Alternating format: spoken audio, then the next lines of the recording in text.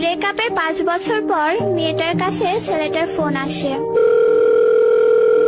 Hello, কে বলছেন? জানতাম তুমি আমাকে চিনতে পারবে না। কে আপনি? তোমার সেই পাগল যে তোমাকে পাগলের মতো ভালোবাসতো।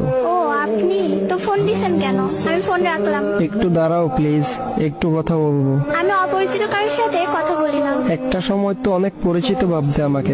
কালকে তোমার বিয়ে, তাই না? শুনেছেন যখন, তাহলে আবার বলছেন কেন? তোমার মুখ থেকে শুনতে চাই। ঠিকই শুনছেন, কালকে আমার বিয়ে। কি বলবেন বলেন। তোমার সাথে যেদিন শেষ কথা হয় সেদিন একটা কথা বলেছিলাম, মনে আছে? কি কথা? এটাও মনে নেই? বলেছিলাম যেদিন তোমার বিয়ে হবে সেদিন এই দুনিয়া থেকে হারিয়ে যাব। শুধু শুধু পাগলামি করবেন না। সত্যি আমার কপালটা একবারেই খারাপ। ভেবেছিলাম আমার মুখে কথা শুনে বলবে তুমি কি ভেবেছো, তুমি মরে গেলে আমি বেঁচে থাকবো, কিন্তু ভুল ভেবেছিলাম। তুমি তো আমাকে ভালোই বাসনি কোনোদিন। জানো, আমি একবারে একা হয়ে গেছি, বাসা থেকে চলে এসেছি। আমি